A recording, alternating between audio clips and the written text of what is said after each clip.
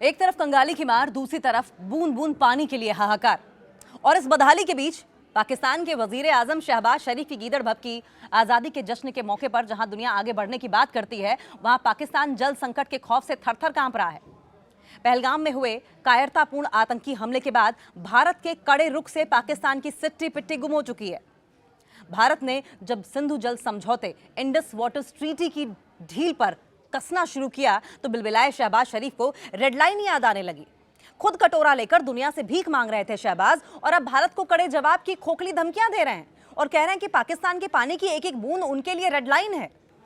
इस पूरे मुद्दे पर पाकिस्तान की घबराहट और भारत के कड़े एक्शन को कुछ पॉइंट्स में समझने की कोशिश करते हैं।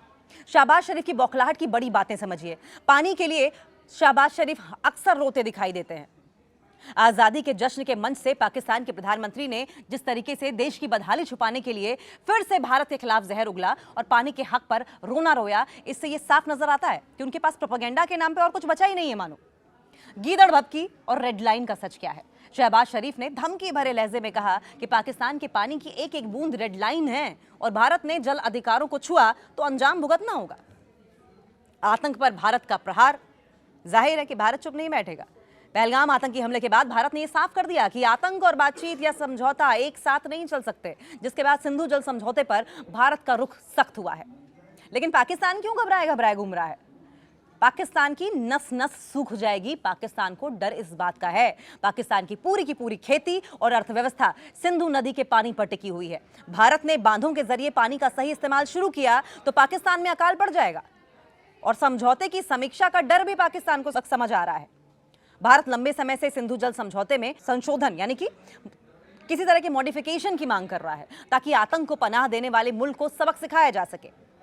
अंदरूनी संकट से ध्यान भटकाने की एक चाल भी है ये पाकिस्तान की, क्योंकि पेट्रोल पंपों की हड़ताल और भुखमरी से पाकिस्तान की जनता जूझ रही है, जिससे कि ध्यान भटकाने के लिए शहबाज शरीफ फिर से कश्मीर और पानी का राग अलाप रहे हैं। और यह आजादी का जश्न था जब जल के लिए रोना रोते शहबाज शरीफ नजर आए थे, और सिंधु पर क्या बोले थे, यह हर एक बूंद बहुत इंपॉर्टेंट है। भारत ने पहलगाम में हुए आतंकी हमले के बाद पाकिस्तान के साथ सिंधु जल समझौते पर रोक लगा दी थी, और अब पाकिस्तानी प्रधानमंत्री ने शहबाज शरीफ ने एक बार फिर भारत को गीदड़ भभकी दी। पाकिस्तान के प्रधानमंत्री शहबाज शरीफ ने सिंधु जल संधि को लेकर एक बार फिर से भारत को गीदड़ भभकी दी है। उन्होंने कहा है कि पाकिस्तान के पानी की एक एक बूंद रेड लाइन है। अगर भारत ने उसके जल अधिकारों को प्रभावित करने की कोशिश की तो कड़ा जवाब दिया जाएगा। इस्लामाबाद की अगर बात करें तो आजादी के ठीक एक दिन पहले, आजादी के जश्न के ठीक एक दिन पहले, पाकिस्तान का जश्न आज़ादी 14 अगस्त को मनाया जाता है, और उसके ठीक एक दिन पहले यानी कि 13 अगस्त को आज़ादी के जश्न से संबंधित एक कार्यक्रम को संबोधित करते हुए शहबाज शरीफ ने कहा कि पाकिस्तान शांति चाहता है, लेकिन उसकी संप्रभुता को चुनौती देने वाला किसी भी इस तरह की कार्रवाई का जवाब दिया जाएगा।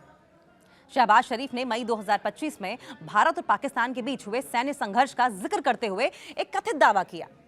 पाकिस्तान ने भारत को हराया था। उन्होंने कहा कि भविष्य में किसी भी टकराव की स्थिति में पाकिस्तान और कड़ा जवाब देगा। अपने संबोधन में शरीफ ने कश्मीर का मुद्दा भी उठाया। उन्होंने पाकिस्तान के पुराने रुख को दोहराते हुए कश्मीर को भारत के साथ व्यापक विवाद का हिस्सा बताया। मतलब बड़ी बड़ी खोखली बातें। शहबाज शरीफ ने ट्रंप को सीज फायर के लिए फिर से धन्यवाद दिया। शहबाज शरीफ ने मई 2025 में भारत और पाकिस्तान के बीच सीज फायर यानी कि युद्ध विराम कराने में अमेरिकी राष्ट्रपति डोनाल्ड ट्रंप की भूमिका की तारीफ की, जो उनके दावों का विरोधाभास है। बिल्कुल कॉन्ट्राडिक्शन नजर आता है। कभी शहबाज शरीफ खुद कुछ कहते हैं और बाद में कोई और स्टेटमेंट देकर अपने ही कॉन्ट्राडिक्ट कर देते हैं स्टेटमेंट को। अगर पाकिस्तान जीत रहा था तो उसे सीज फायर और ट्रंप को बार बार धन्यवाद देने की जरूरत क्यों पड़ रही है?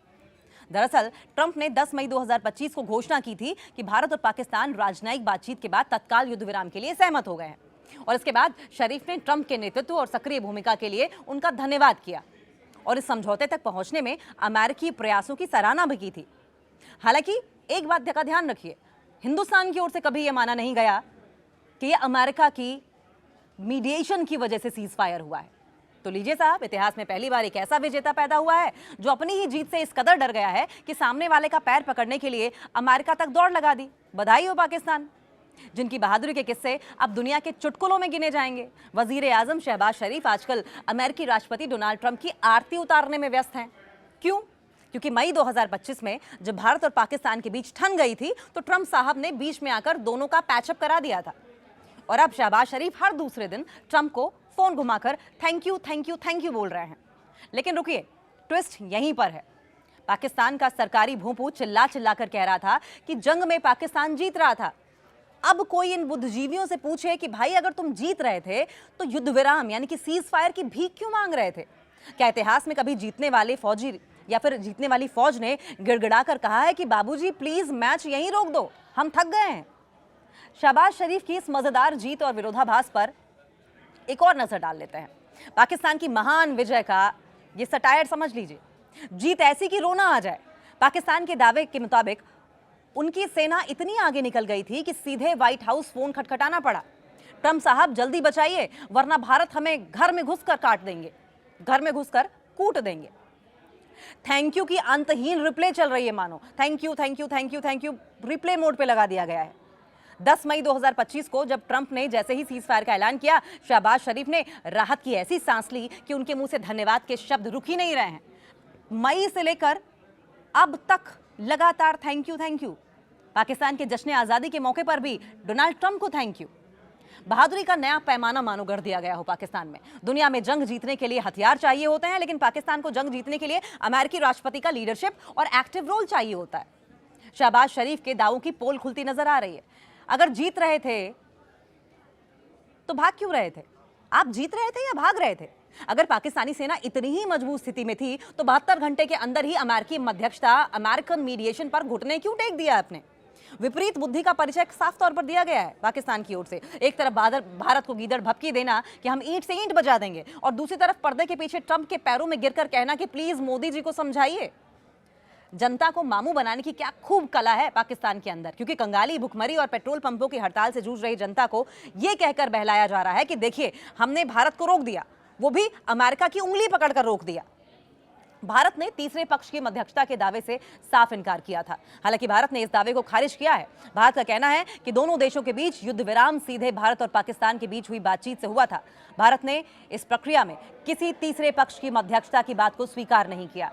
भारत ने सिंधु जल समझौता क्यों रोक दिया, सवाल यह भी है, जिसका मुद्दा बनाकर घूम रहा है, हवा बनाकर घूम रहा है पाकिस्तान। सिंधु जल संधि भारत और पाकिस्तान के बीच लंबे समय से जल बंटवारे का आधार रही है। अप्रैल 2025 में पहलगाम आतंकी हमले के बाद भारत ने संधि को तत्काल प्रभाव से रोकने का फैसला किया था, और उसके बाद से पाकिस्तान लगातार इस मुद्दे को अंतर्राष्ट्रीय मंचों पर उठाता रहा है और संधि को कानूनी रूप से लागू बताता रहा है। लेकिन सवाल यह भी कि क्या है सिंधु जल समझौता? सिंधु जल समझौता 1960 में पाकिस्तान भारत के बीच में हुआ एक ऐतिहासिक जल बंटवारा समझौता है, जिसकी मध्यस्थता विश्व बैंक यानी कि वर्ल्ड बैंक ने की थी। और इस समझौते के तहत सिंधु नदी प्रणाली की 6 नदियों को 2 हिस्सों में बांटा गया। रावी, व्यास और सतलुज का अधिकांश जल भारत को मिला, जबकि सिंधु, झेलम और चनाब का मुख्य उपयोग पाकिस्तान को दिया गया। पाकिस्तान प्रायोजित आतंकवाद के संदर्भ में भारत लंबे समय से इस समझौते की समीक्षा की मांग कर रहा है।